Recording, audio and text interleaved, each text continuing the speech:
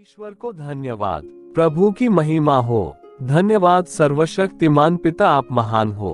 पिता, आप अद्भुत हैं। आप प्रभु के प्रभु हैं। हे प्रभु, हम पूरे दिन के लिए आपको धन्यवाद करते हैं। हे प्रभु, पूरा दिन आपके साथ संगति रखूं, न कि अपने समस्याओं और परेशानी के साथ। हे पवित्र आत्मा, हमारी सहायता करें ताकि पूरे दिन प्रभु आपके साथ जीवन व्यतीत करें। हमें ऐसा अनुग्रह दे पिता कि हम आपको जीवन भर कभी ना भूले। इसके लिए हम आपका धन्यवाद करते हैं। हे यीशु, हम अपने संपूर्ण हृदय से विश्वास करता हूँ कि आप मेरे भी पापों के लिए बलिदान हुए। हम अपने सभी पापों को स्वीकार करता हूँ। हे प्रभु, आप आइए और मेरे हृदय में वास कीजिए। आपसे हमारे जीवन में यह बात पूरी होगी। मेरी इच्छा नहीं, परंतु आपकी इच्छा पूरी हो। हम आपको धन्यवाद देता हूँ कि आप हमारे जीवनदाता और मुक्तिदाता हो पिता है।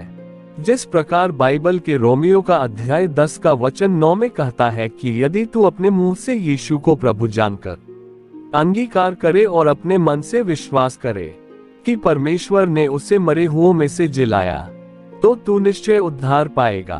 आप अपने पापों से पश्चाताप करें और मसीह को उद्धारकर्ता के रूप में स्वीकार करें।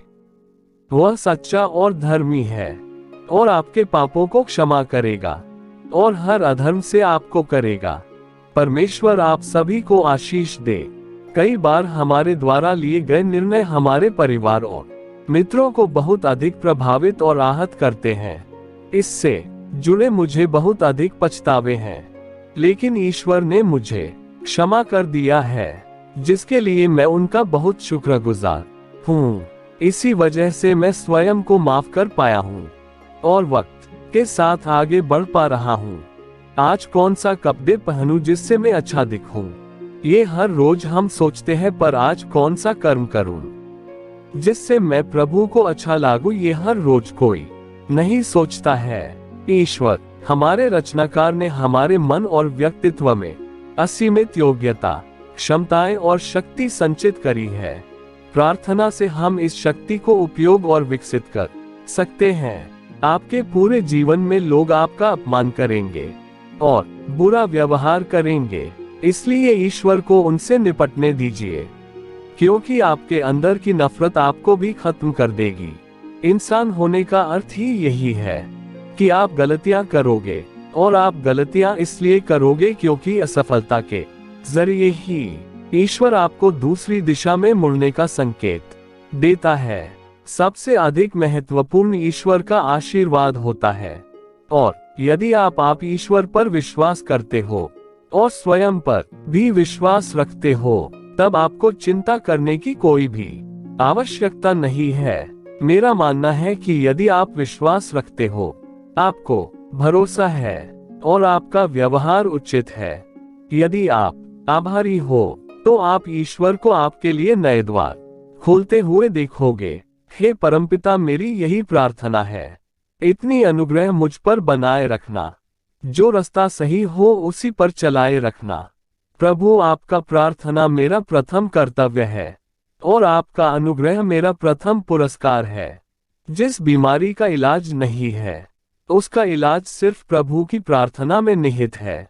हर सुबह ये प्रार्थना किया करो कि हे प्रभु, रात आपके अनुग्रह से बीत गई, दिन निकलता है। मेरी वाणी से, मेरी हृदय से, मेरे कर्मों से, मेरी आंखों से, मेरे जीवन से, मेरे हाथों से किसी का बुरा ना हो। लोग आपको नीचा दिखाएंगे, पर सामर्थी प्रभु आपको आदर दिलाएगा। प्रार्थना बिखरे हुए व्यक्ति को फिर से निखारने में मदद करता है। बारिश का परिणाम शरीर पर और उसके द्वारा मन पर होता है, तो प्रार्थना का परिणाम हृदय के द्वारा आत्मा पर होता है। ईश्वर सिर्फ वही नहीं रहते जहां हम प्रार्थना करते हैं, ईश्वर वहां भी है जहां हम पाप करते हैं। हे परमेश्वर, मेरे जीवन से, कर्मों से और मेरे मन वचनों से आपके बनाए हुए जीव और सृष्टि को किंचित मात्र डैक न हो।